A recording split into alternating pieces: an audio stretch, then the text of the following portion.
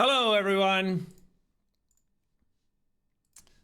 How is everyone doing? Good, I hope. Today,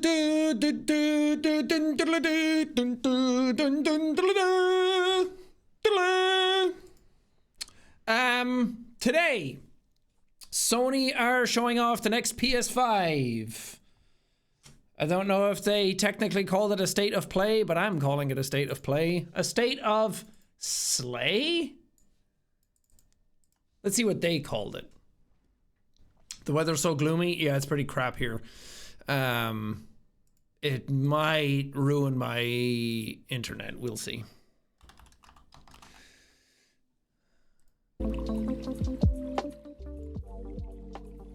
Bloodborne 2, a remaster. We'll see. I have the shirt ready.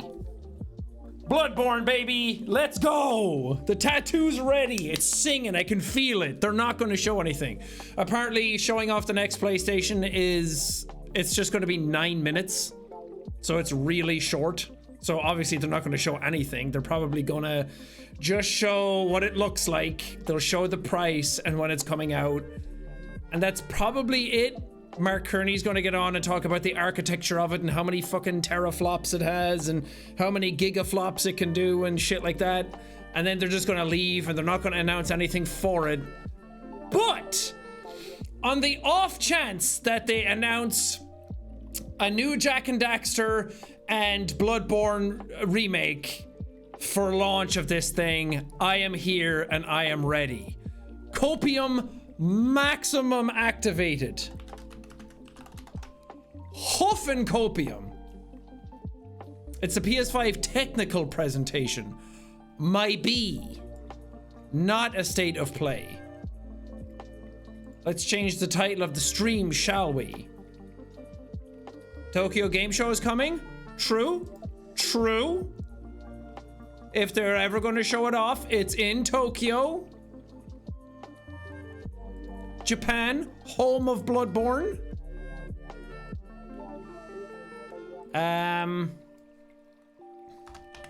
New PS5 coming. Yeah, I wonder what it's going to be called. Do you think it's going to be called the PS5 Pro?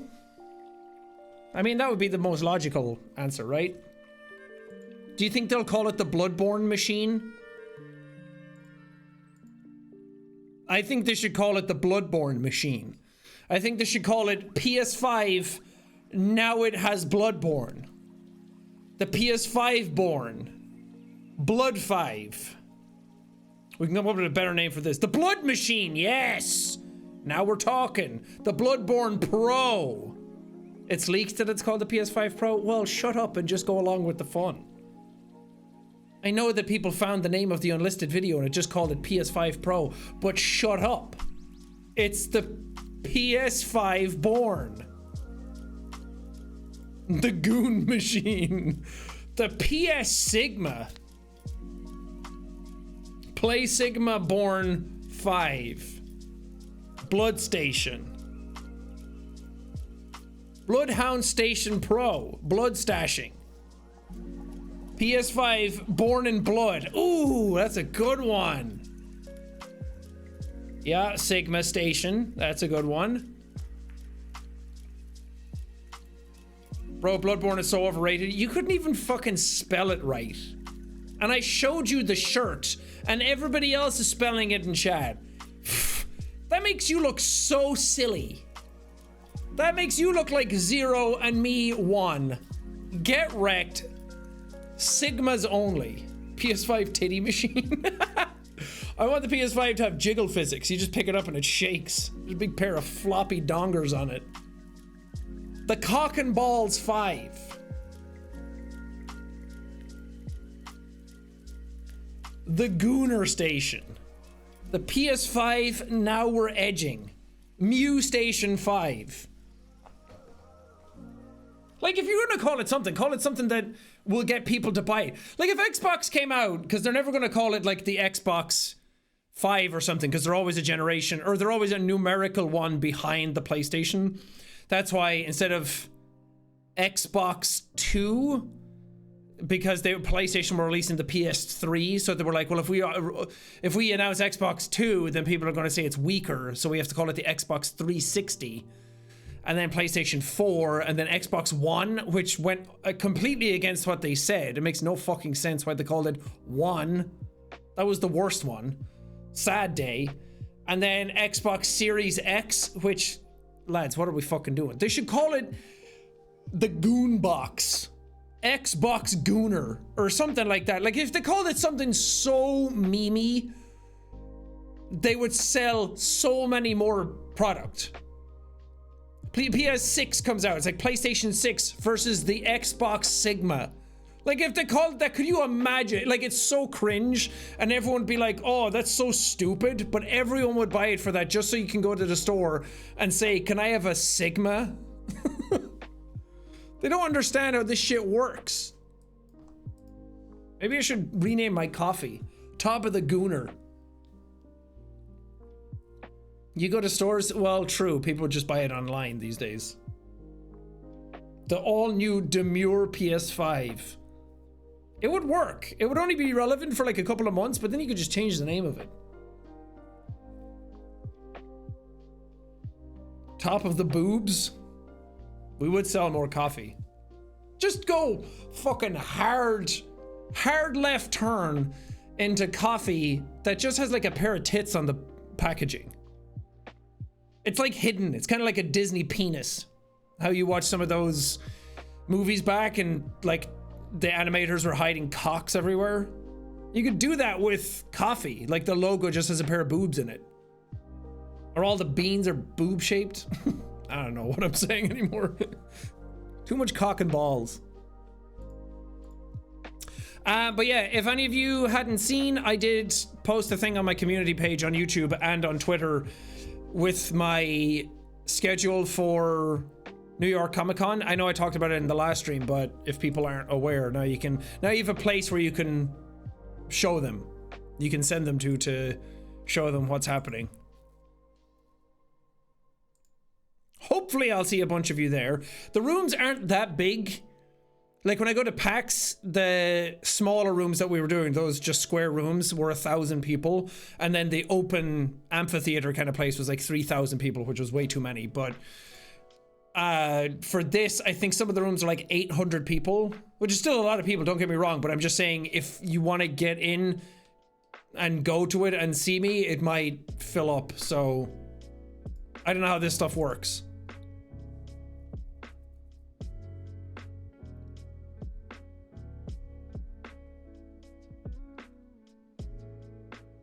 I've been keeping up the Bloodborne and PC progress. I have.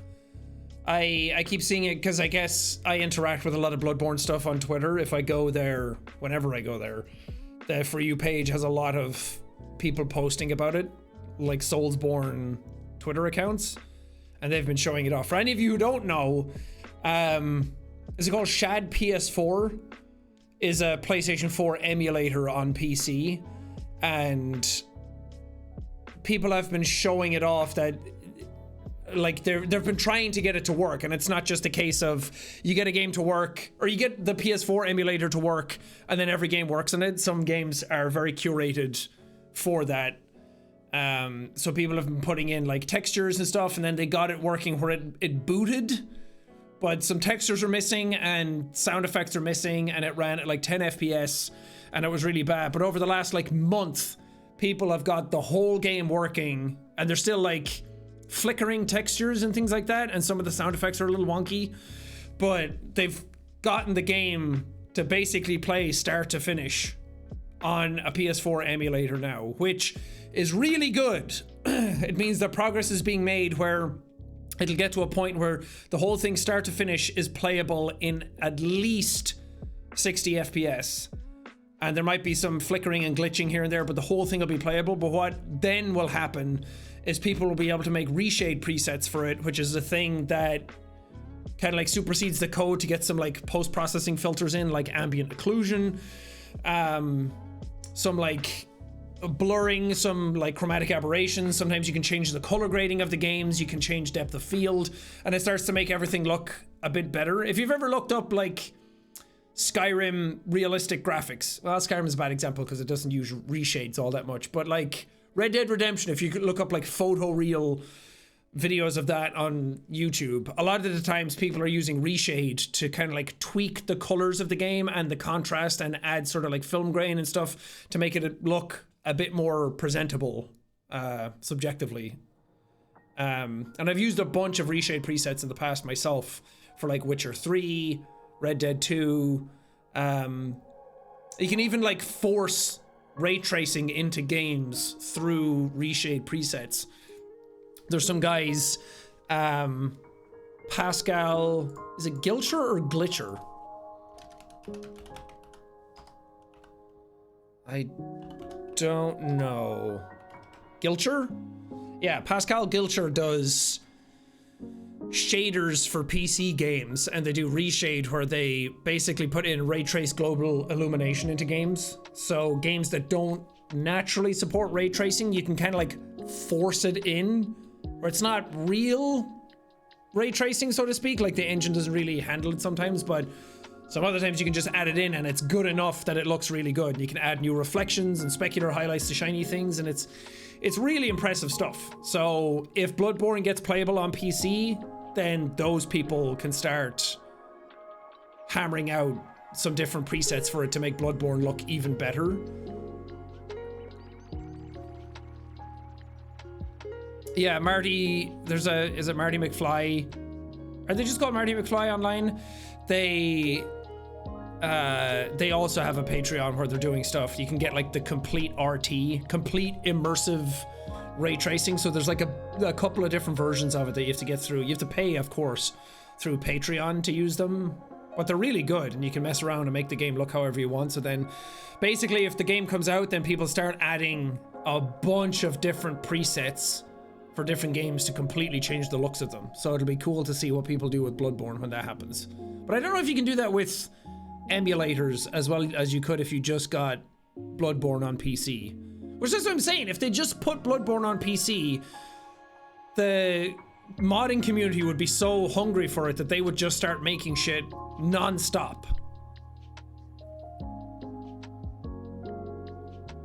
I'm so curious why they don't do that. The presentation is in 32 minutes.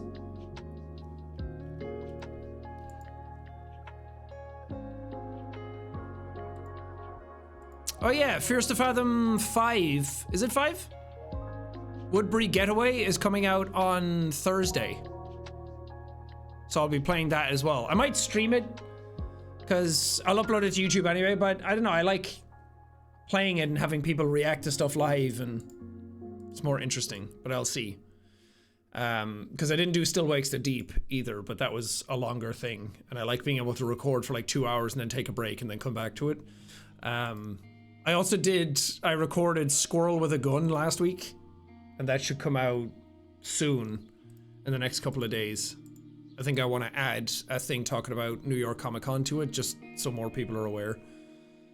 But Squirrel with a Gun was really funny. Your cams are so clear. I mean, that's just high quality Sony A7S III, one of their top of the line cameras for this kind of stuff, so it's obviously going to look nice. And I'm using a Sony, I think it's a G Master lens. Yeah, Sony G Master lens that is 16 to 20? No. I don't know what it is. No. It's a 24 mil. Any of you who are interested in cameras and lenses, it's a 1.4 24 mil G Master Sony lens on an A7S III.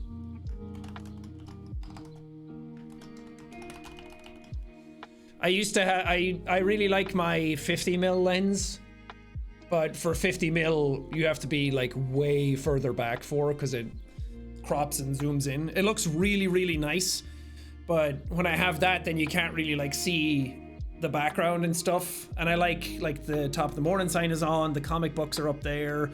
That is my Bloodborne hat that you can see up there. So I like being able to show stuff off in the background with a wider lens. Show us BB. He's sleeping downstairs. If by BB you mean Bloodborne, then hopefully Sony will show it to you. They're not going to. Don't get me wrong. I'm so well aware that they're probably not even going to show games at all. But copium. Gray hair, hee hee. Yeah. My hair is gray. Let's get past it already.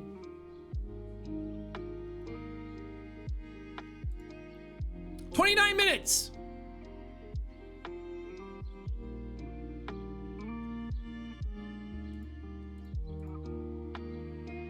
High in GTA 6 copium. There's a lot of rumors going around recently that the game is going to get pushed.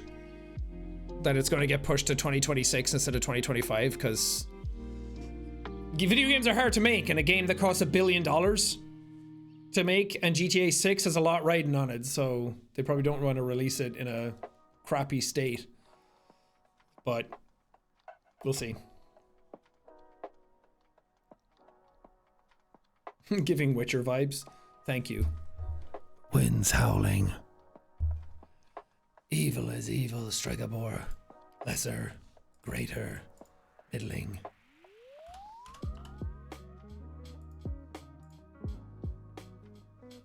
I'm excited to see what Witcher 4 looks like. They started production on that, and it's not going to be about Geralt, but he will be in it. Doug Cockle said he's the guy who does Geralt's voice. But they're moving from their Red engine to Unreal Engine 5. So I'm curious to see what a studio like that can do with Unreal Engine 5.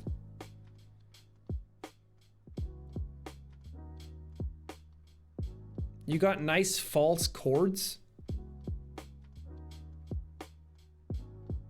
Like wait, do you mean like false vocal cords? It took me a while to figure out what that meant.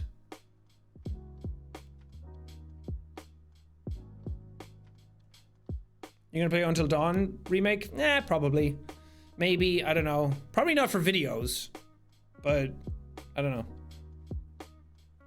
Have you ever tried to do more voice acting or acting bits? Yeah, I've done some lines for something that hasn't been announced yet. So when that comes around, I'll be able to talk about it. I wish I had something like, yeah, Bloodborne 2 or casting for voices for like background characters, like oh why, and I would love to be able to be something like that, but it's nothing of that magnitude.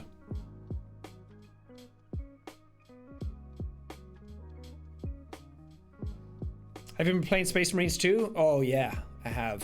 It's very fun.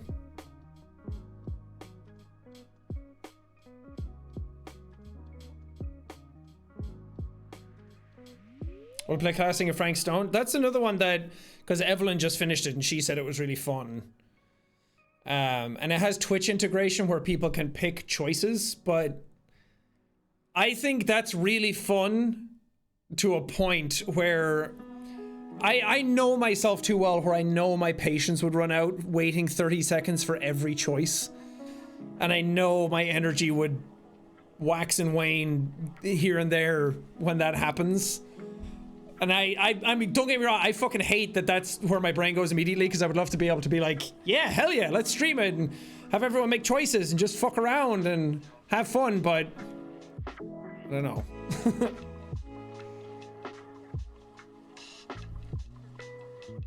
You can change the timer on it? Really?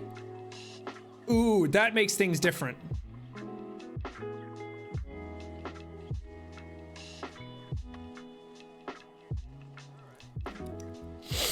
I've watched new Beetlejuice. I haven't, no.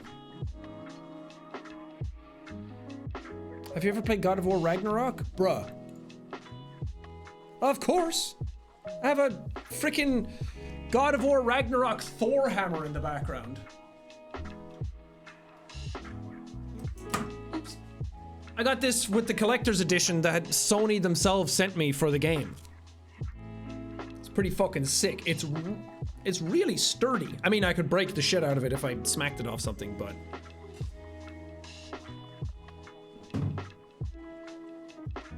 I also got... This is another one. I got this Armored Core unit by Bandai Namco. They sent me the collector's edition of that as well. Some of these things I feel so bad because I'm like, you sent me all really nice stuff and like I'm not obligated and it's not paid or anything like that, but I get so much like cool free stuff and I'm so excited about it because I loved Armored Core 6, but I never really like get a chance to talk about it all that often, so then I feel bad that they sent me this stuff and I didn't like do anything in return.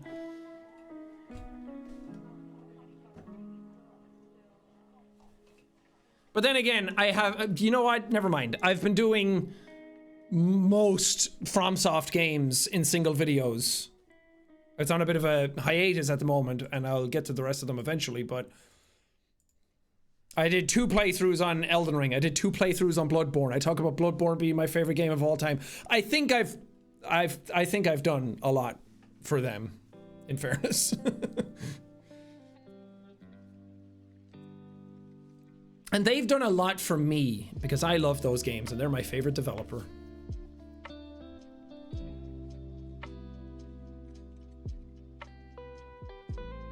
You ever do a setup tour? Yeah, I will. I cleaned up a lot recently. Like there's nothing over in this section now, but some stuff is just kind of like lying around. But yeah, I'll do one on like the second channel or something soon and show off everything. Bring back Trico. Dude, they have Trico and Astrobot. I've been playing Astrobot in my spare time as well, and that game fucking rules. It's so much fun. And I just unlocked the Trico one today, and I was standing around in my little world. They have like a little Lady Maria as well. I also dressed up as the hunter from Bloodborne in it. And now I'm dressed up as Wander from Shadow of the Colossus. It's literally the highest rated game this year. It deserves it. Don't get me wrong, I fucking loved Wukong. I thought Wukong was an amazing game. And Space Marine 2, I also think is an amazing game. I think both of them are top tier, really fun games. But honestly, Astrobot has been the most fun game I've played this year, I think. Obviously, I'm probably forgetting other games that came out this year. Oh no, here it is, 2020 Hall of Fame.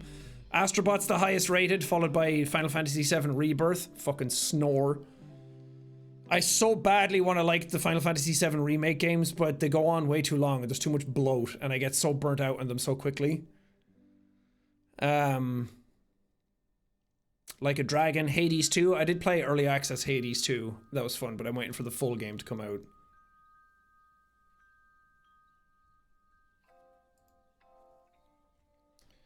What else? Tekken 8 was fun. Last of Us Part 2 Remastered. That doesn't count as like a new game for this year. Feels like a weird year, honestly. Dragon's Dogma 2 was really fun, but very wonky.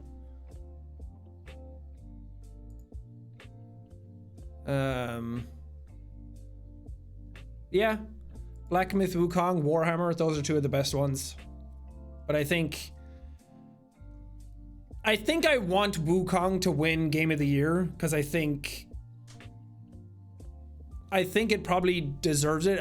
I mean, honestly, if Wukong or Astrobot won Game of the Year, I would be so happy. I don't think Astrobot's going to win because I think Wukong had, let's face it, the Game Awards are kind of a popularity contest at the end of the day. Most things are voted on by fans.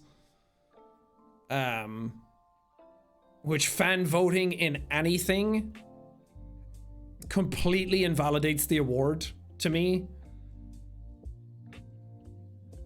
And this is going from like personal experience because I was nominated at the Game Awards years and years and years ago when they had the Trending Gamer. It might not even been Trending Gamer back then. It might have been like Creator of the Year, or maybe it's Creator of the Year now.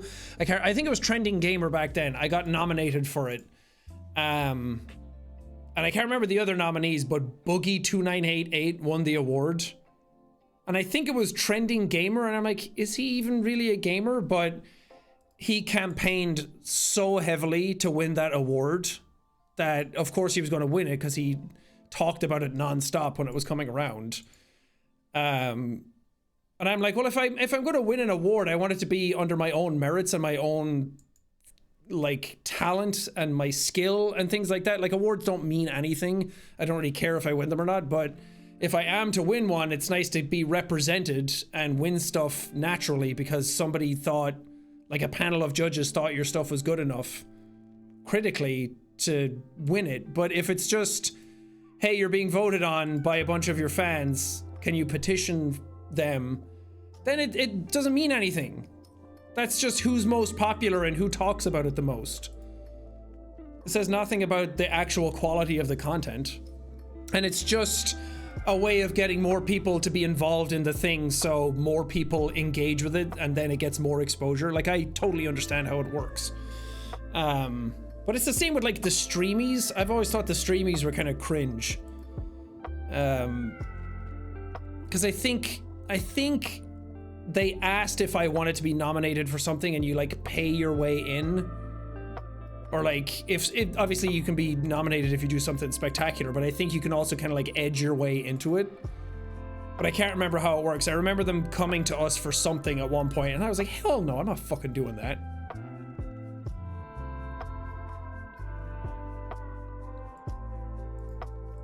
And then it's all fan voted as well anyway, so who cares?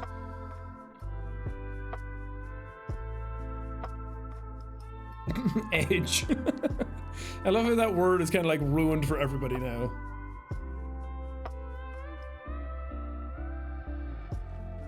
Don't get me wrong, award shows are still fun. Like, I go to the Game Awards every year. I'm just saying, like, if I don't win anything or if other people win stuff that's fan voted, like Elden Ring won, I'm so happy about that. The Game of the Year, I think, is always voted on by a panel as well as fan voting. And I think it should probably be like that. I think that's why the BAFTAs hold a lot of sway with people. But at the end of the day, it's just a fun event. It's just to be like, hey, I like this game. Is it going to win? It didn't win. Sad. If it wins, hell yeah, I love that game. Confirmation bias. Like the Streamer Awards happen. Cutie does it. And I've won stuff from that for like for Thankmas and stuff. And I think that's all fan voted now as well. But it's like, I don't mind. People are having a good time. A ton of people watch it. A ton of people attend it. People seem to have a good time. Cutie likes putting it on. I think she does a really good job of it. I think the award show itself is really cool. So I'm just saying, a lot of people put a lot of stock in somebody winning an award and then using it as an excuse for why somebody's better than somebody else or something is better than something else. Disappointing when God of War Ragnarok didn't win in 2022. What did win?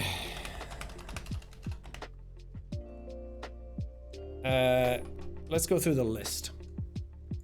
List of Game of the Year winners. 2022 Vampire Survivor. No, that's the BAFTAs. Vampire Survivor is one of the BAFTAs. DICE Awards. The Game Awards. Oh, Elden Ring won over God of War Ragnarok? Are you kidding me? I mean, don't get me wrong, you're allowed to like Ragnarok more than God of War, but in terms of like which game did more for gaming and what was a bigger trend and what was more popular and all of that kind of stuff, Elden Ring is kind of like a generation-defining game. It's one of those ones that, like, there was so many people who didn't even play FromSoft games that were playing Elden Ring when that came out. But that's what I mean, like, Elden Ring wins and then God of War Ragnarok doesn't. And then people are like, oh, I guess Elden Ring's the better game. It's like, if you wanted God of War Ragnarok to win over Elden Ring, it's totally subjective. It's fine. If you think that's a better game than Elden Ring, more power to you.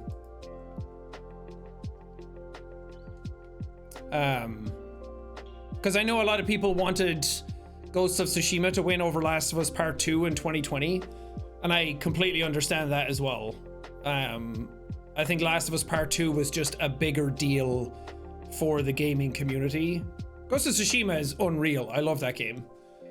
But it's one of those things that gets a bit repetitive, and the story's great, but it's not really on the caliber of a Last of Us Part 2. You know? Sometimes you can just tell a juggernaut is coming through the scene when you see it. One thing I'm shocked about is that God of War 2018 won over Red Dead Redemption 2. And that was, as somebody who played God of War 2018, loved it. It did incredible on my channel. I got to share that game with so many people in this community and beyond. And I hadn't even played Red Dead 2 at that time, but even I thought Red Dead 2 was gonna win. And now having played both, I think Red Dead 2 probably deserved it a bit more. But it's so hard to say because God of War was such a defining game for that year. Didn't we also get like Spider-Man and Detroit that year as well? That was crazy. But having finished Red Dead 2, I think just the narrative in that game is one of the best gaming has ever done. Some of the acting in that game is some of the best gaming has ever done. I think it was good that Roger Clark won for Arthur Morgan, because I think it's one of the best characters gaming has ever produced. And just the technology that went into that game is fucking crazy. When you look back on it and like all the open world stuff and the weather systems and the lighting and how seamless everything is and the fact that all the animals are doing stuff and the AI in it, it's hard to top that game. But again, God of War just hit harder for a lot of people. Red Dead was a big, it was a big ask to get into. Evelyn subscribed for 69 months. Nice. You're gonna have to stop subscribing now, though. That's the deal. That's what we said, right? Oh, Ethan's here as well. What up, Leaker? Or ex-Leaker, I guess. Let me get a drink real quick. The thing is in 13 minutes.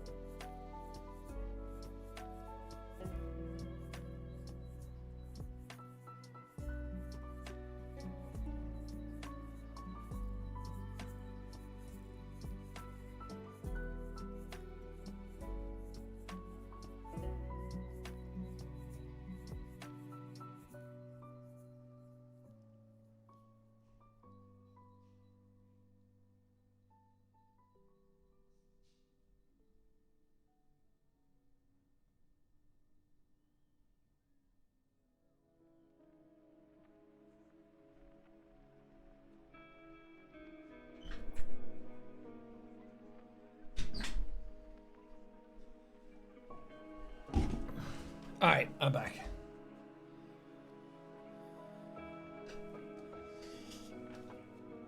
I'm drinking Liquid Death. I'm not. We weren't lying on the podcast when we said that we drink it a lot. We genuinely do. And this is Liquid Death I bought with my own money. I tried that. It's disgusting. This is literally just sparkling water. What are you talking about? Thought it was Guinness. That would be a power move to come back and be like, I need to get a drink. I'm thirsty, and then you come back with a big old fucking can of the black stuff. Doesn't Liquid Death have forever chemicals? I don't know. I don't know what has forever chemicals and what doesn't. Doesn't fucking everything these days? Didn't they find microplastics in men's testicles? Didn't they find it in people's brain matter? We're all fucked. I don't know. I can't say I've talked to Liquid Death personally and asked if they have forever chemicals in it. Yeah, I don't have microplastics in my testicles. No, I have megaplastics. Yeah, you're right. Yeah, because my testicles are so huge, it turned into mega plastics.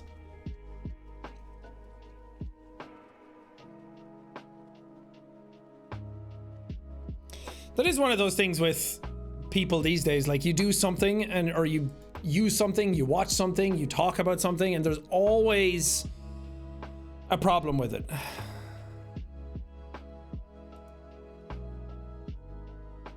Don't get me wrong, some stuff needs to be called out, and I'm glad it is, but I think people are getting a bit egregious with it.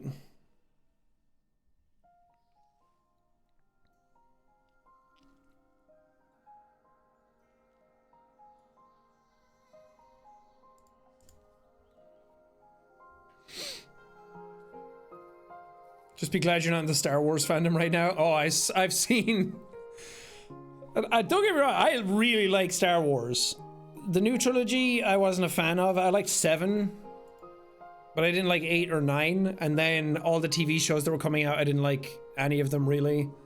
Maybe season 1 of Mandalorian. I haven't watched Andor yet though. But I was like, I can't keep up with this stuff anymore. But yeah, Star Wars fans are very opinionated. Don't get me wrong, people in the FromSoft community are starting to get that way as well. I love FromSoft games, but the community kind of sucks. Yeah, James Earl Jones died. The voice of Darth Vader and Mufasa, as well as so many other things, but that's sad. It felt like he was going to be around forever. I was watching... I had like wicked migraines yesterday and headaches, and I was kind of like out all day, so I didn't really do anything. I just had... Evelyn and I call it baby mode. We have baby day, where you get to watch and do anything you want and eat whatever you want. So I just sat down and I watched movies all day. And I watched Good Will Hunting again. I was like, man, I miss Robin Williams. What else did I watch? I watched Click, the Adam Sandler movie, earlier that day, because I kept seeing memes on Reddit of people being like, in Call of Duty now you can like grab people as a body shield, and you can, they added like proximity voice for it, or like voice chat for when you have somebody. And somebody was like, I caught a 40-year-old guy today and he just said, you got me, or something like that. Like something about like, I'm too old to be playing this game anymore. And it was so sad. And then it was like the scene from Click where he's like, no, don't say that. Like, you just feel bad for this person. It's like, oh, you're too old and I'm just here fucking sweating my dick off trying to get as many kills as I can. This guy's just got off work and he's having fun. So I watched Click again because of that. And I remember, like, it's not a fantastic movie by any means, but it just gets really dramatic towards the end. Like him losing his dad and he can't change it, and it's all about like not letting life, don't put your life in fast forward, like engage with it more. Some stuff is way more important. And it goes from like him farting in David Hasselhoff's paused face and like really over the top, like super ludicrous comedy, to then suddenly he's dying on the road with his kids in the rain. And it just does a 180. And I kind of like that. I like that the movie does it, but apparently people hated that they wanted it to be one or the other. And I was like, oh, this rules. So it made me cry twice. Then I watched Good Will Hunting. That made me cry. And then before bed, I watched The Iron Claw, which I had wanted to watch. I'm like, you know what? Today is my day for like releasing emotions, you know? And then I watched The Iron Claw, and that made me bawl my eyes out because of the ending. Ugh. So good, though. That's a fucking great movie. I've been thinking about it all day.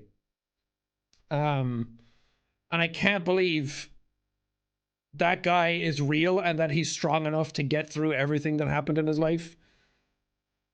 Really put stuff into perspective for you. But yeah, I don't know. I guess I was in that mood where I was like, you know what? I think I want to cry. And I'm like pretty in touch with my emotions, and I can cry pretty easily. But I'm like, I want to like feel today. And it's good. It had like a release. It was like a release day where you get to have your emotions. And you get to just cry and just work shit out, you know? Just think. I love a good cry. I like crying at movies. Feels cathartic.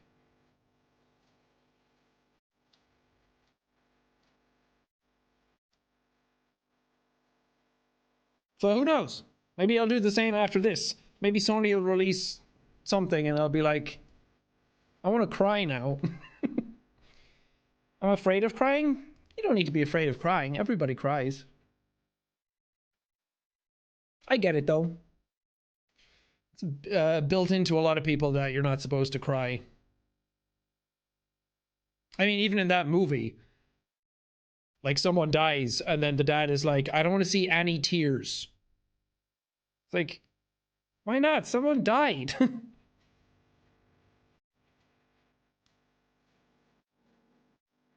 I cry way too much. I'm so emotional. I cry listening to music these days. Like, I've been trying to just get better about just being me. Sometimes I'm like listening to like a really good piece of music, and it's not even like, oh, sad music. It's like I'm listening to the Bloodborne soundtrack, or like the Attack on Titan soundtrack where Reiner Berthold scene is. I'm like, this fucking slaps so hard. And it's so cool. This'll tell you how emotional I can get. And like in a good way. I'm glad that I'm this way. I'm glad I'm in touch with my emotions, because growing up in Ireland in the time I did, it was like men don't cry kind of attitude. So I'm breaking the cycle. I'm better. But I cried at the start of Forza Horizon 5. I was playing that in like my cinema room, and the start, like, I think it's 5, where you start and the plane goes over and the car falls out of the plane and it hits the road and the music fucking kicks in all at once, and it just felt like the most epic moment that was happening. And because I was in like my cinema room and the sound was all around me, it was so good, and it was so fucking like pitch perfect for what they were trying to do. And it wasn't like that, oh, this is awesome. It was just like I welled up a little bit, and I was like, that fucking rules. That's so cool. This is so based right now. But it was one of those moments where I was like, all right, now we're getting a bit ridiculous. Yeah, it overwhelmed the senses.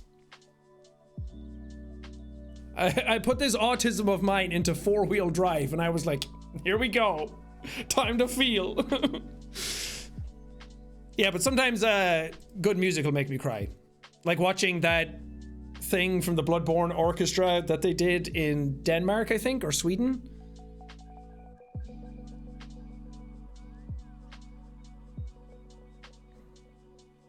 But I like it. I don't think my dad would have ever cried at something like that. I've never seen my dad cry when he was alive, so I'm like, I think it's better that I do. Let it out. Let it out. Like in Good Will Hunting, when he finally cries, and it's like you can tell that he's been holding that in for years. Let it out. Just cry, y'all. No one fucking cares. No one's looking at you going, really? You're crying? And if they do, fuck them. Who cares? 3.5 minutes, y'all. Okay, do they have music? They do not. Let's just sit and wait and look and turn off the chat and just do this. Okay, here we go. PS5 Pro. What will it have in store? Who knows? So I was treated as a kid when I cried? Yeah, it's unfortunate. Older, I think, especially my generation, the like millennial generation, are the first ones that really started embracing mental health. I think the generations before, especially like my parents and a lot of people's parents who are my age, it's just that period of time where you just didn't do that. And then you grow up, and then you still can't do it, and then you instill it in your kids. PS5 Concord 2. That's why they killed Concord in 12 days. Spent 8 years making it and $200 million just so they could announce it again for the PS5 Pro.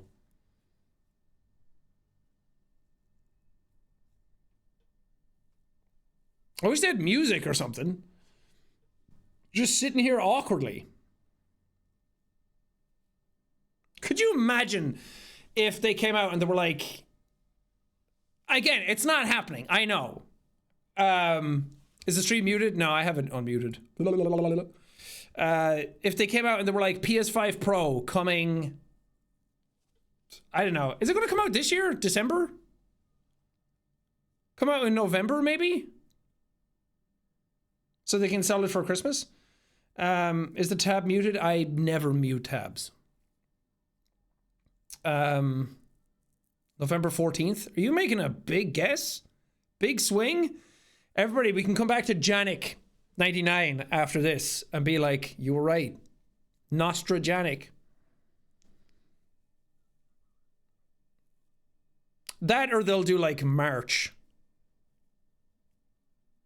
4K 60. Oh, you're going to hear some bullshit like 8K 120 FPS, 4K 120 FPS with Sony's new PlayStation Super Resolution, which I think is a thing they're going to talk about. Like DLSS for NVIDIA, they're going to be like, our new solution that no one's ever done before. 6 teraflops. We have 16 gigs of RAM and nothing to do with them. Unless you're playing in 4K, this thing is fucking pointless. But for the low price of $700, it can be yours today. 4 times the detail. You see that disk drive? You can go there. Probably won't even have a disk drive.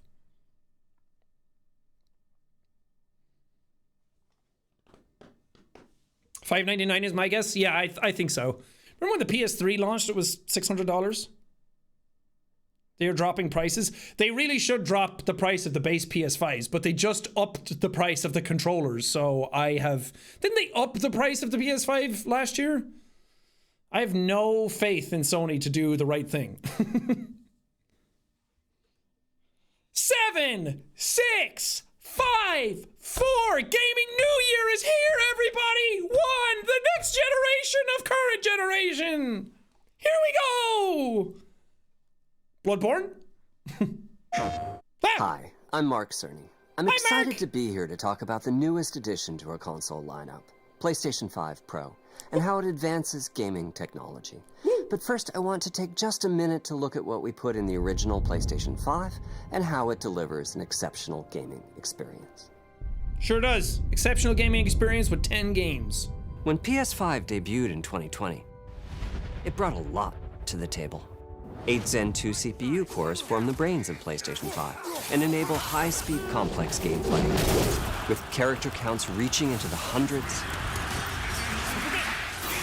and frame rates that can be as high as 120 frames a second. Damn. PS5 has a powerful RDNA 2 GPU That's which can not even render a game. anything from intricate details to fantastic worlds with vast panoramas to explore. Ray tracing allows for dramatic visual improvements, including reflections off of water. Look at that frame rate! And the realism that comes from real-time global illumination. A custom SSD can load data at breathtaking speed, resulting in ultra-fast transitions between game worlds and data streaming rates so high that traversal speeds are essentially unlimited. Yeah, Spider-Man was fucking nuts for that. I'm working on it! Tempest 3D audio tech brings an unparalleled sense of immersion to the sound of the games. With audio so real, you may not even need to see the enemies to know exactly where they are. Finally, the DualSense controller has haptics that let you feel through your hands what your character is experiencing inside of the game. It's wonderful to see such variety and richness of game experiences. Creators have made amazing use of the hardware capabilities, but when I talk to them, I do hear about their desire for more graphics performance. The dreams of the developers are bigger than can be supported at 60 frames per second, and that leads to an aspect of modern gaming that we're all familiar with: graphics modes. It can be a difficult choice for players. Fidelity modes emphasize the visuals, typically through higher resolution rendering. These modes might also have enhanced detail or use more ray tracing. But the games only run at 30 frames per second. The visuals can be choppier, Spider-Man and the doesn't controls it have less responsive. 40 FPS Performance modes emphasize frame rate and interactivity, or is that just Horizon? typically choosing to run at 60 frames per second. Mainly by reducing the graphical detail until those frame rates can be achieved. When asked to decide on a mode, players are choosing performance about 3/4 of the time. Removing that decision, or at least narrowing that divide, is one of the key targets for PlayStation 5 Pro. We want to give players the graphics that the game creators aspire to, at the high frame rates that players typically prefer. To do that, PS5 Pro substantially improves over PlayStation 5 in 3 ways. Here's what we call the Big 3. First, we made the GPU much larger and increased the speed of the memory it uses. The result is rendering that's up to 45% faster. Couldn't have got it to 50. Second, we made major upgrades to the ray tracing taking a streamlined and accelerated approach that allows calculation of the rays at double or even triple the speeds of PlayStation 5. And finally, we added custom hardware for machine learning and an AI library called PlayStation Spectral Super Resolution. There it is. Or PSSR for short.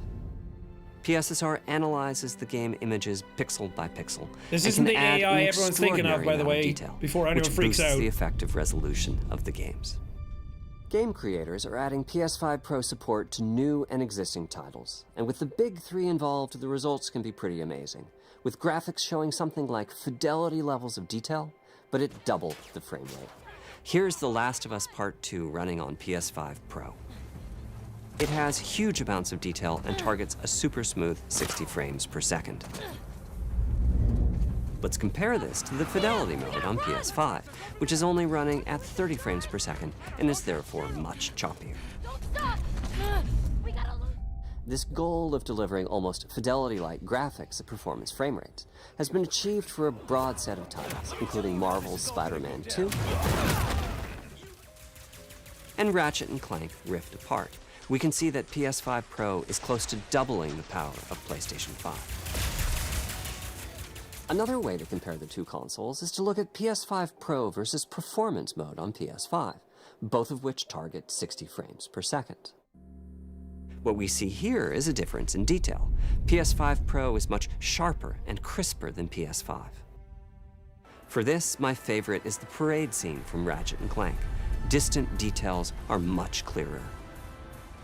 And here we can see Marvel's Spider-Man 2 is noticeably higher resolution throughout the scene, including the trees and procedural cars.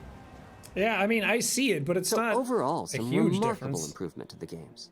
On PS5 Pro, we can see increased sharpness to the graphics or smoother and more responsive gameplay. This is the big three showing their value. As you've been seeing, machine learning via the PSSR library is being used quite broadly to add pixel detail and boost frame rate. But there are as many approaches as there are game engines. The increase in raw GPU power is being especially effective for Horizon Forbidden West. Apart from the detail boost, that extra graphics power is allowing for improvements to lighting and visual effects, as well as to the hair and the skin in cinematics. It looks Open up, guys. the same. Good enough for me. Ray tracing is finding broad usage as well, particularly when the games are focused on higher frame rates. The faster hardware in PS5 Pro can make a real difference. Allowing Gran Turismo 7 to add ray-traced reflections between the cars in gameplay, while continuing to support their targeted 60 frames per second. I really want this game to come out on That PC. boost in ray tracing is also delivering big wins for Hogwarts Legacy, allowing not only for better reflections and a greater variety of reflective surfaces, but also for further realism in the casting of shadows. I wish they would I do hope some you've side by enjoyed this run sides. through of the technology behind PlayStation 5 Pro. Simply put, it's the most powerful console we've ever built, and a worthy addition to the PS5 family.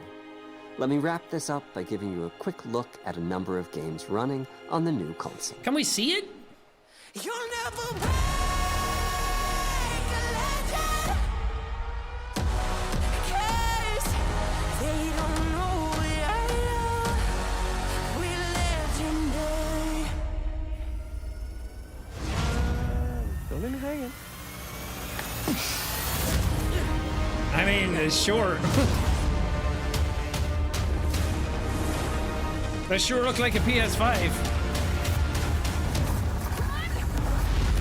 Close your eyes. It'll be worth it. Close your eyes, you won't get to see the graphics. Close your eyes, no times the detail. Did I do it? Oh, what is this? What's with all the neon? Alan Wake looks so fucking good.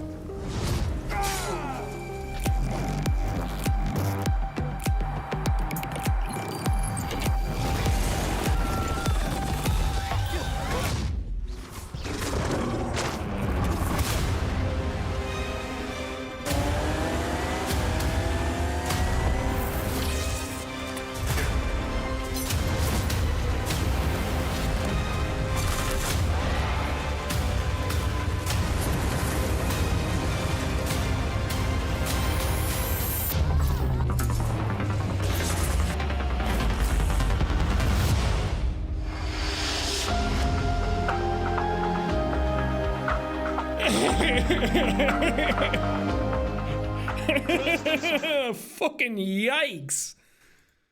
Really? €800? Are you fucking kidding?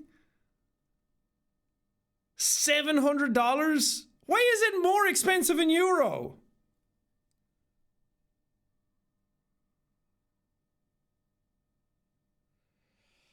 That's a yikes, honestly. That was the end of it, right? Ooh. I don't know. I'm usually one of those people that can really tell the difference in the graphics. Like, I'll watch the Digital Foundry videos, or I'll turn on certain effects and then turn to Evelyn and be like, oh yeah, that looks really good. Even though for the most part, it looks pretty similar to most people. I've usually pretty keen eyes for that stuff, but that, it didn't look like that big a difference. And they kept showing stuff in fidelity mode as well, which is also kind of like fidelity mode runs at 30 FPS, so it's like a way of showing, yeah, it runs at better frame rates now, but I was expecting like 120 FPS footage for something. But also I wanted to see more stuff like Final Fantasy 7 or 7. Final Fantasy 16 came out on PS5. It's coming out on PC next week, actually, this day week. And it ran pretty bad on PS5 where I couldn't play it, like even in performance mode. Like I would have liked to see stuff like that where things that did run pretty bad were kind of fixed in a way. I don't know. I mean, there's only so much you can do with it. They're approaching like PC level stuff that PC has been doing for a while, so it's one of those things where it's like, yeah, you just get to play all the games that you're playing already and you don't really have to pick between performance and fidelity mode. Now you can play that. Now you can play the fidelity mode at 60 FPS basically, which is fine. But for €800, I don't think that's fine. I don't know what the prices of making your own PC are these days, but I definitely made my very first PC for under $800. Or for €800. I think I had like a 560 Ti in it.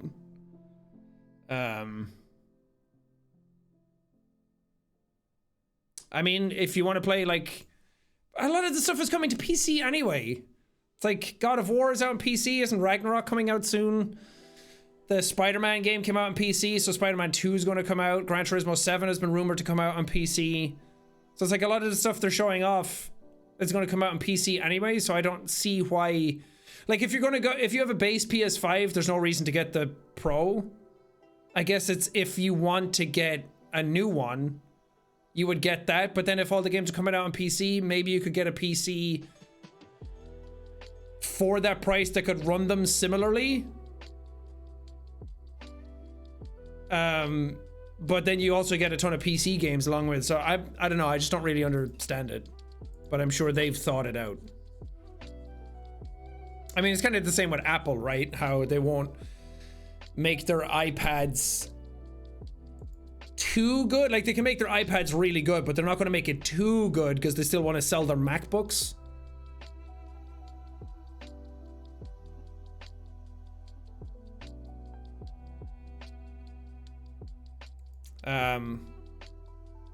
We'll see. It didn't have a disk drive, did it?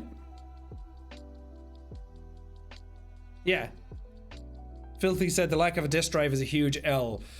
Honestly, I feel like that's where things are going, that everybody, they probably see that like 75% of people that have a PlayStation are just downloading stuff anyway and not buying, and that's just, I think that that's just going to get smaller and smaller and smaller as time goes on, that people aren't going to buy physicals. You also can't, even if you buy a physical these days, you put it into your PlayStation and you still have to download shit.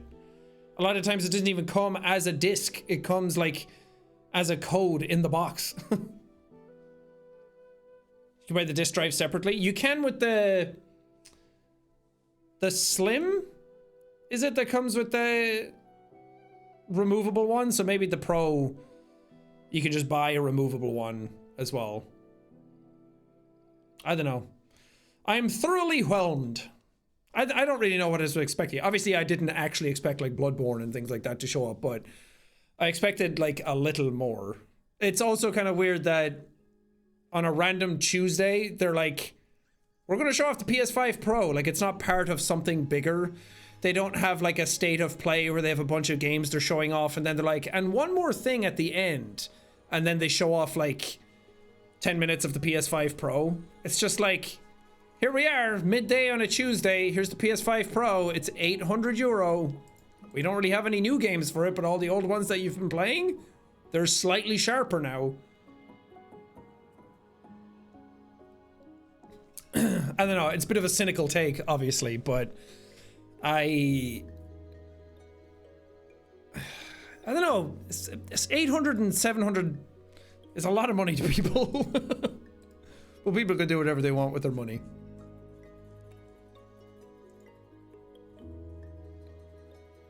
Because right now I'm playing Astrobot on the PS5, and I think it looks amazing and it runs at 60 FPS like most of the time, I think, if not all the time. So I don't understand, like a game like that, I don't know what a PS5 Pro would do for it. Can we get a PS5 Pro where and just unlock the frame rate in Bloodborne so then it plays at more than 60 FPS consistently? Or put your back catalog back up like PS3 games or something, and then this is able to take advantage of that, or PSSR, pisser as people are going to call it. I don't know why they didn't think of that. People are just going to say like, yeah, flick on the pisser. Like imagine getting like a Killzone 2 re-released on, or just up on the PlayStation Store, and this makes it look better. Like the super resolution stuff can just make it look like 4K by AI upscaling. Which is another thing. People hear AI these days with gaming and they think like the bad NFT bro AI. And like the art stealing AI. But AI upscaling is genuinely like a good thing, I think. I'm sure, well, maybe I shouldn't say a good thing because I don't know the ins and outs of it all. But I think AI upscaling of things can look really bad. But when it comes to stuff like this, I think it's fine. Like playing Final Fantasy IX on PC with the Moguri mod, that's all AI upscale textures and it looks really, really good. It still has a bit of that like oil filter AI look to it, but it would be cool if you were able to get like PS1 games and have those be AI upscaled and have everything just look a little sharper. Nvidia does upscaling really well, yeah, because that's how you get 4K with dynamic resolutions now. Isn't Nvidia's the deep learning super sampling? Where in layman's terms, it's basically like it dynamically shifts the resolution to keep the frame rate high, but it does it in a way where you don't really notice it going up and down. I could be wrong though, but I think that's how it works. So that's basically what this is doing, but they didn't like show examples of it. I wanted to see more side by sides, like the way Digital Foundry does it, where it's like, here we have like updated shadows, but unless people see it side by side, your brain has just filled in those gaps anyway. Like you see Demon Souls, you're like, yeah, that game looked good, and they might be like, now there's more dynamic shadows everywhere. But I don't think people really would have seen it, or like sharper shadows and stuff, which is all good. Like it's all making progress. But unless you see it like side by side in a still frame and they like swipe between them, I couldn't really see a difference most of the time. When they showed the difference in the resolution at distance and how less blurry it was and how much sharper and crisper it was, I could see that. But I don't think that's enough to spend €800 on it. Anyway, that's the PS5 Pro, I guess. I also didn't really like the look of it. I don't like the look of the PS5. I don't like the look they've gone with in general. I like the slim because it's smaller, obviously, but I don't know, when they showed off, because people found a thing, like PlayStation were announcing something and they showed the picture in the background and it was just a big square or a big rectangle, and I thought it was going to look like an Xbox One, where it was just like just a big brick slab. And I kind of like that better. It looks like a TV unit that fits in better, because the Xbox Series X, I think, is one of the best looking consoles that's ever come out. I still think PS2 clears all. PS2 is the best looking console ever made, but I think the Xbox Series X, like the orientations that it works in and how it looks and how everything, all the thermals just come up and out the top, I think is such a good idea. It just looks really clean and really nice. And I thought that's what it was going to be, like just squished out and squared out. Yeah, basically like a PS2, like a block. But the PS2 looks so fucking nice. And for all the shit people gave the Xbox One, the original Xbox One looked kind of ugly. That like matte and gloss that it had to it, but the Xbox One X, I think, was really, really nice too. Sometimes but you can't meme the Xbox Series X like people did the PS5, and they were like, oh look, the fan in my room is a PS5. Or like the PS5 had big collars, so they memed the shit out of it and it gets more recognition that way, but...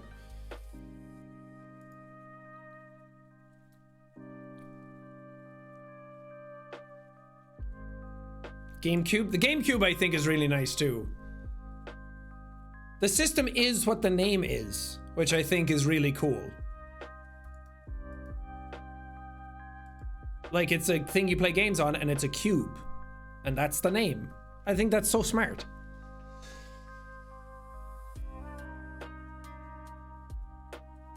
Oh well. PS5 Pro, I guess. Pre-order yours today.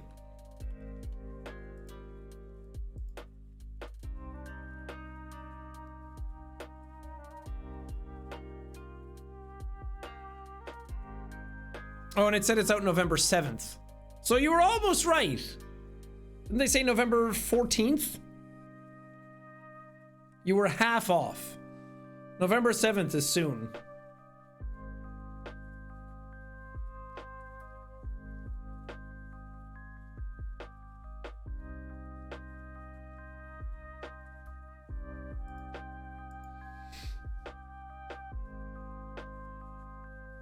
It's also kind of strange, like, does anybody else feel like this generation never really took off?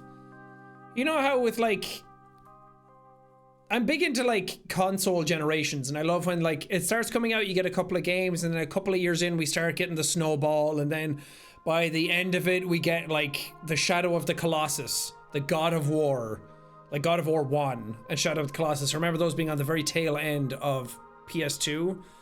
And they were absolutely breaking that system over their knee to get shit done.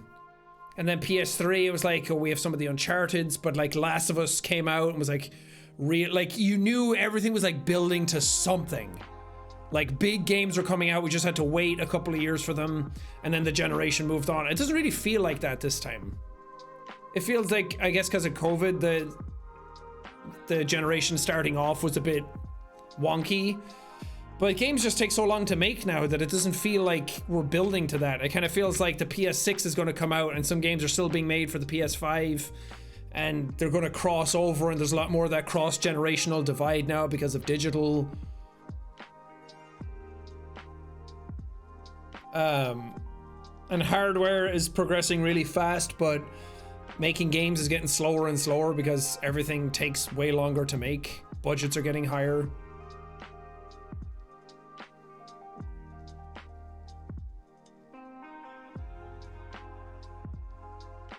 We'll see what happens. I would love to see more big developers. I've been saying this for a while, that I want to see like a FromSoft or Hideo Kojima or whoever, big developers, like the people who make like the AAA games, like Bethesda or something. I want to see them have like an indie division, which, I mean, indie in terms of like the idea, not in terms of like actually being an indie game, literally.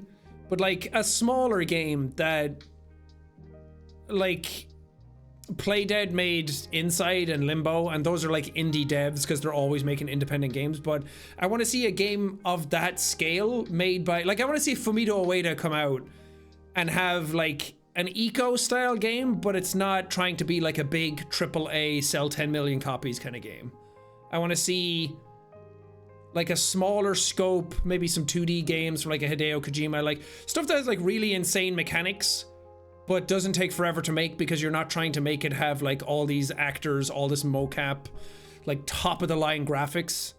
Take top of the line graphics and put it into like a different space. I think that's why I like Inside so much, because it's an indie 2D game that has like some of the AAA game graphical stuff put into it. Like seeing a 2D game with like high-end ray tracing and volumetric fog and lights and everything is really impressive. And I imagine it doesn't take nearly as long as making a full 3D environment mocapped game. But I'm not talking about indies making indies. I'm talking about like big developers making smaller ideas so they can make more games.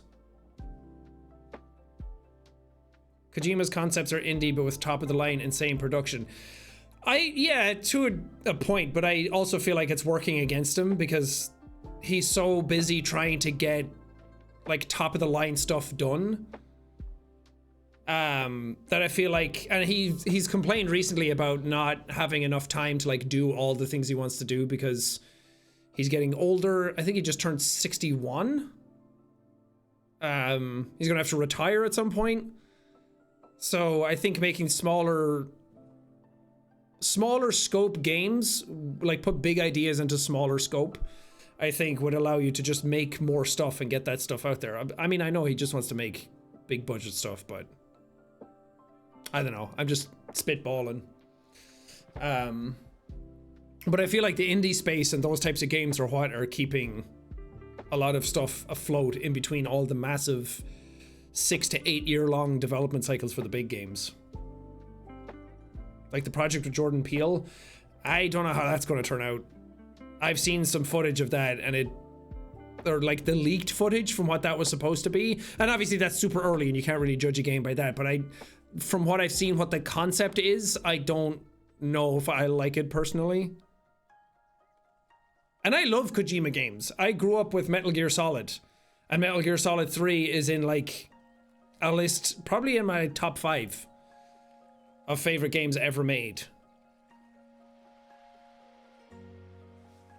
But I don't think we really get those games from him anymore.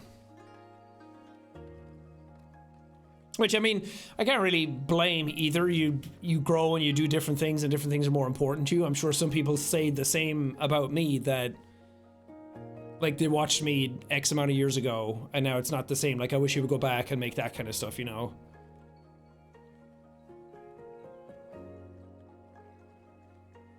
But I'm really excited for the remake of 3. I think I'll play that on the channel as well.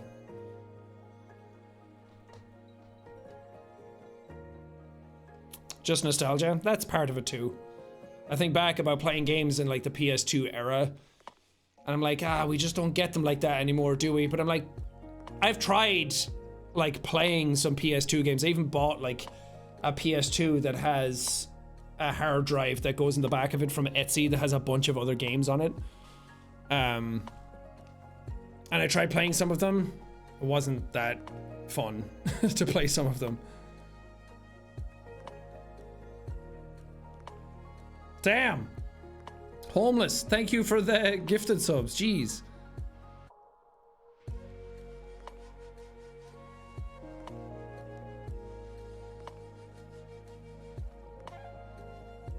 The blog post has a bit more detail. Let me see that. Who is that?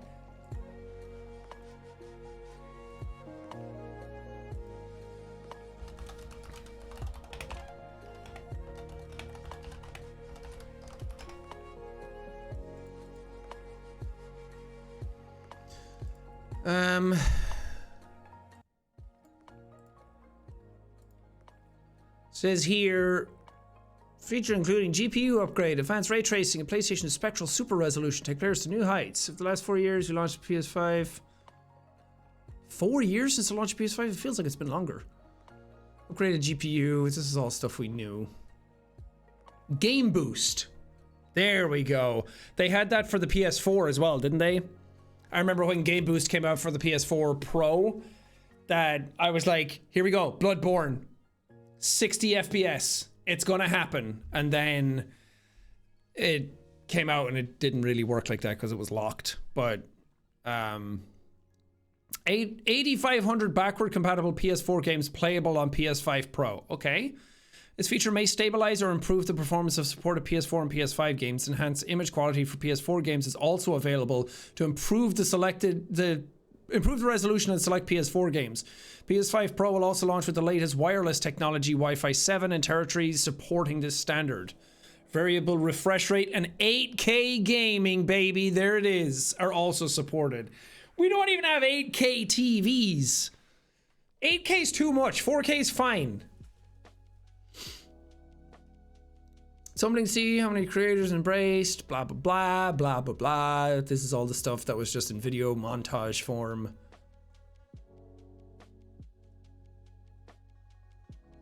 There's not that much more, but the boost mode I think is pretty big. But it needs to be for games that have unlocked frame rates. A lot of games that came out on PS4 to keep it stable just had a locked 30 FPS. If it's a locked 30 FPS, then the boost won't do anything. 2 terabyte SSD? That's nice.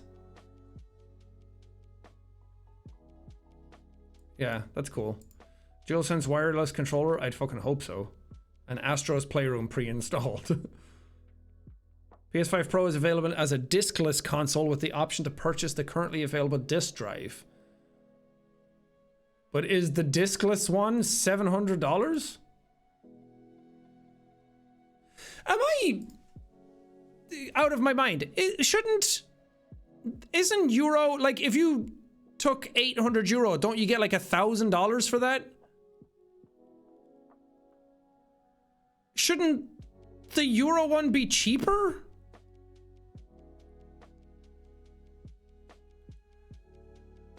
I think it's a Brexit thing. Brexit has the same price, which also doesn't make sense.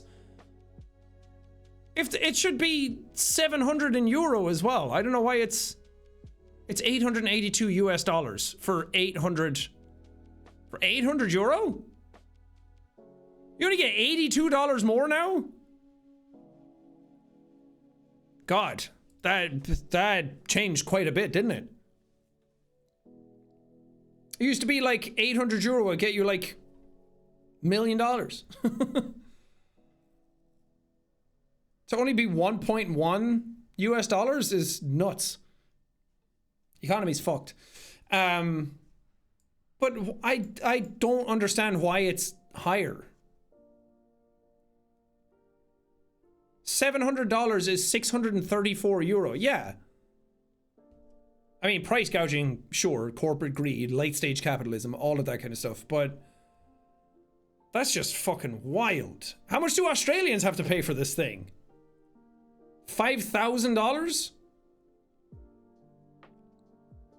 Their house. 1,300? No way. $1,300 for a PlayStation? I'm all about games, and I say this as someone who has an immense amount of privilege and has accrued wealth over YouTube and doing the thing that I do, and I can afford this stuff, and I think that's ridiculous. That is way too much fucking money to be paying for something like that. That's fucking bonkers. Yeah, buy a PC.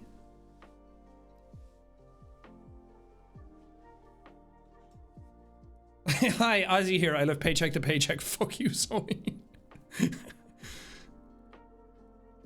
But I mean, is a mid to high range PC even just ridiculously expensive in Australia then as well, or is it just consoles? Because I know games in Australia are like $100 to $120 as well for like a $60 game here, $70. Or pound, I guess. PC is about $1,800 in Australia. Just buy a PC. Sure, you'll have FOMO for some PlayStation exclusives, but in 2 years they're probably going to come out on it anyway. GTA 6, that's a good point. I was saying that in a stream a while back, right? That GTA 6 will come out, break all records, and it'll sell a fuck ton of consoles. If it comes out and it's like GTA 6 on a base PS5 runs like this, but if you get the PS5 Pro, it's constant 60 FPS, then it's gonna sell regardless.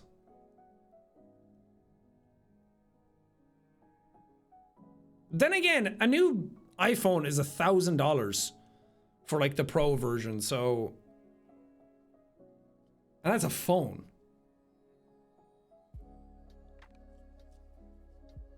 I don't know. They're gonna keep charging this much for stuff as long as they can get away with it.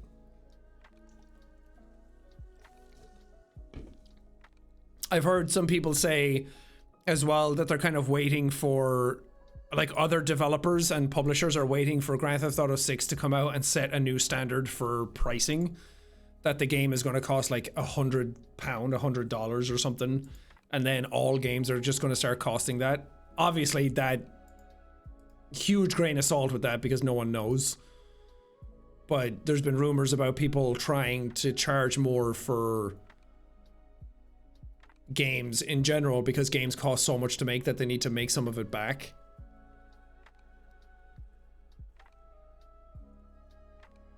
I mean, I hope not either. I think that would be ridiculous.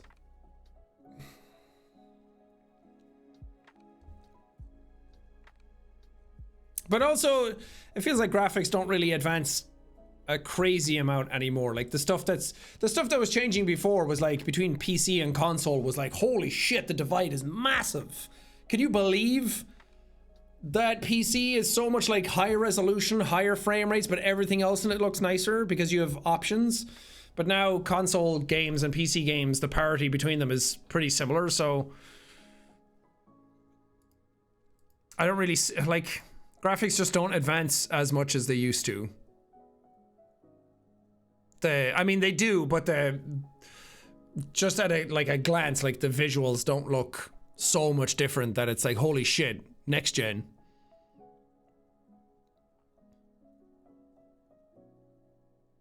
Still a huge difference between both. I mean, it depends on the game. But I feel like games stopped really taking advantage of PC a while back. And now a lot of stuff is like, yeah, slightly higher frame rates and slightly higher resolutions and more clarity and things like that. But PC always has modding on top of it, so it's a bit better.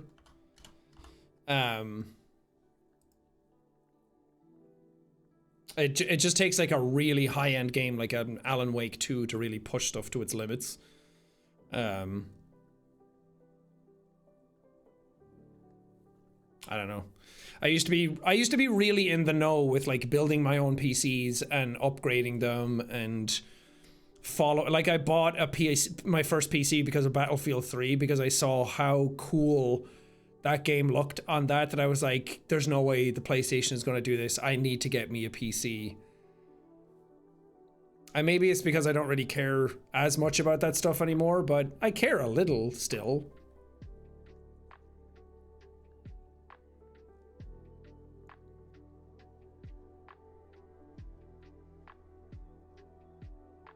I don't know.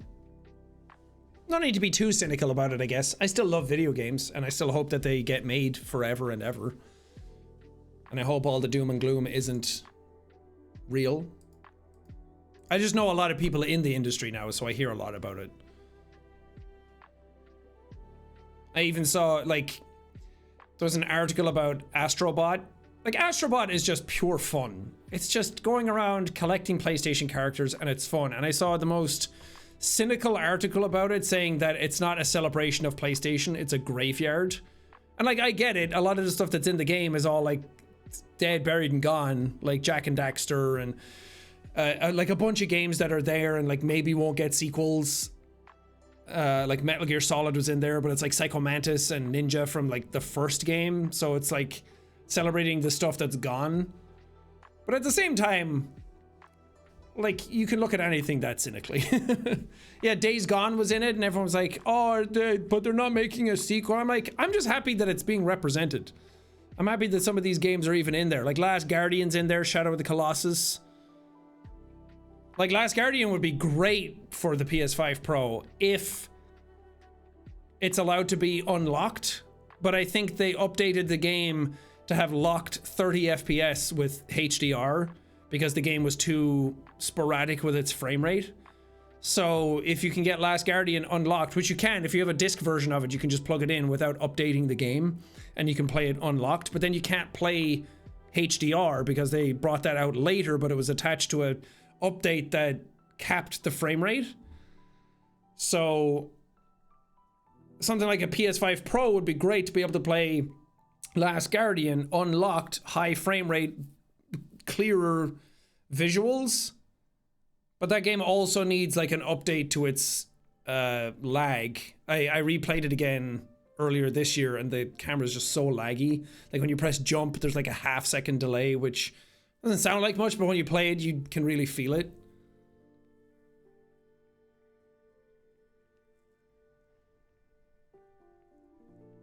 I do love video games though. I love talking about them. I love the ins and outs of the industry. I feel like I'm the only one in my friend group and my extended friend group that like really loves going to the Game Awards and talking about the developers and what they're making and the actors in all the games. Like I remember we were at the Game Awards last year and Stig Asmussen walked by, and he's like one of the guys at Respawn now for the Star Wars games, for Jedi Survivor and Fallen Order. But he walked by and I was pointing at him to Evelyn being like, that's Stig. He was the director on God of War 3. And I was like so super into that game when it was coming out. And I love that aspect of it. I love like finding out the developers and talking to them and seeing how the stuff is made, and like that's the stuff I fanboy over. Like getting to meet Kojima at the Game Awards one year. Last year we got to meet Sam Lake, and then I got to go to London and hang out with Sam all day and just chat about shit. And then we went to dinner afterwards and I got to hang out with Samantha and Ben Starr. Samantha, who does Karlach's voice in Baldur's Gate 3, and Ben is Clive from Final Fantasy 16. I just got to like sit there with them and Sam Lake. And I was like, this is the fucking coolest. Like, I'm such a fan of video games, and here I am, like, I don't want to take that for granted, just sitting there, like, living the dream. Like, kid me would fucking lose his mind at this stuff. So just getting those opportunities, I think, is really cool. Long may it last.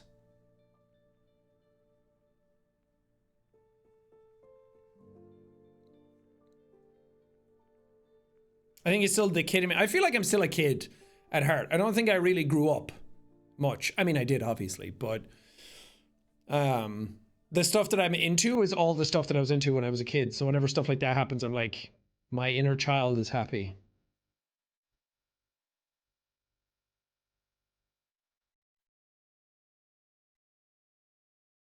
I've just started studying to be a game designer. Cool. I wanted to be a game designer when I was younger. That was my first plan in life. But I don't think I had the smarts for it.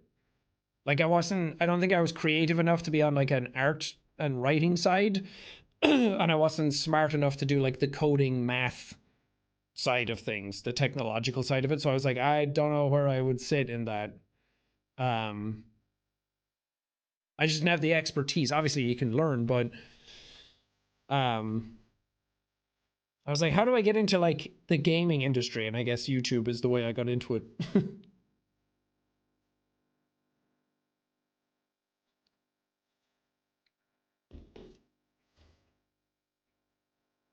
you follow Pirate Softer? I mean, I do on Twitter and stuff. I don't really keep up with his streams or anything.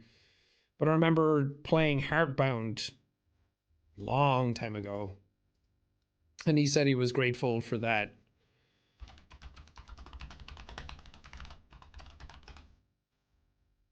Six years ago. A long time ago.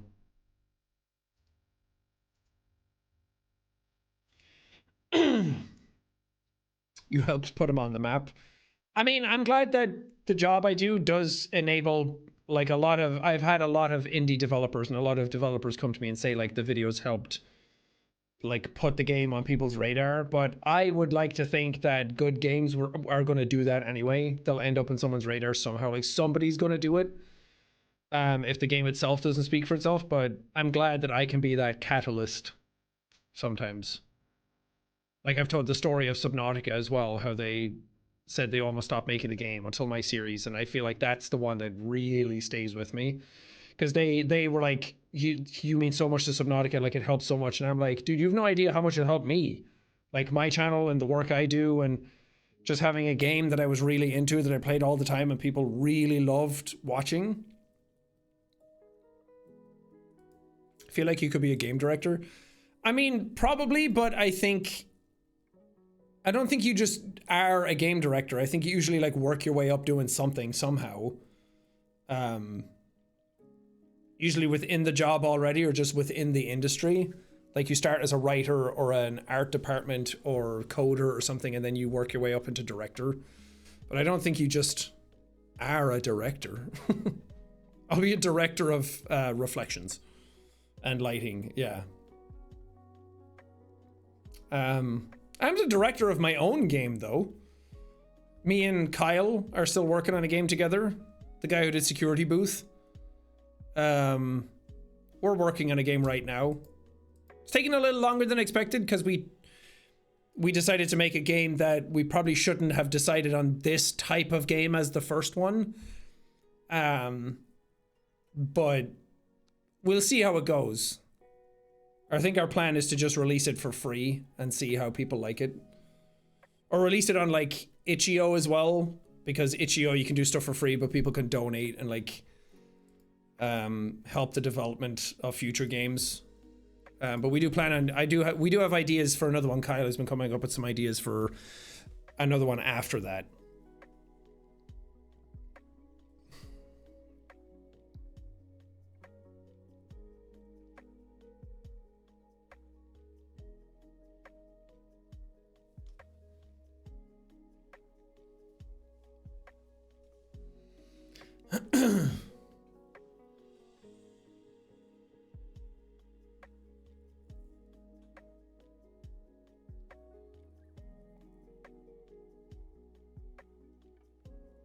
What kind of game is it? Do I want to say what it is? I guess I could. Because I do want to get like some sort of footage or a trailer or visuals or something done for like Halloween to show it off. It's not going to be ready by then, but to at least like show people that something's happening. It's kind of like an observation duty kind of game. That's sort of the gameplay mechanics. Slightly different, but that'll be the way it is. Hopefully people like it. That type of game is not really as banging as it used to be. But we'll see. It's the same with anything. You create something, and I'm not even like I haven't even like created that much of it, because like I don't know how to make a game. I can just guide and direct, but it's also like doing it remotely, so I can't like sit in a studio and sit there and like talk stuff out properly. You know, Gab will perfect that game. I mean, we talked about it, saying like getting her to play test it or showing it off or something is like the gold standard. I think if it gets her seal of approval, it'll be good. Because she's played so many of them, and I also value her input on it and her feedback.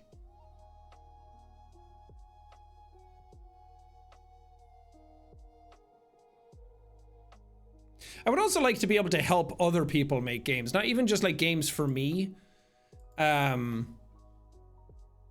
Oh, and it's going to be the game we're making, the observation duty type of game, is set in the Iris universe obviously. I feel like that was a given, but I feel like I didn't say it. So it's like progressing that stuff. But I would also like to help other people make games if people need funding and it's a game I think is cool. I think that would be fun to do.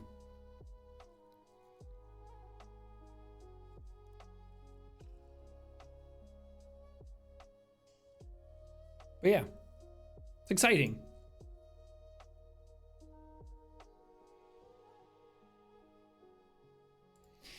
Anyway, I guess that was the PS5 Pro. I didn't really plan on anything else. I just wanted to chat for a bit and then do to watch that and talk about that. So probably going to end it here.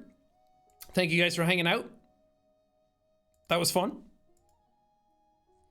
I'll probably be back to stream something soon. I'll do I have Squirrel with a Gun coming out sometime this week. Hopefully in the next day or two. But yeah, that's it. Thanks for watching, guys. Hope you enjoyed. Have a good rest of your day. Bye-bye. Bye.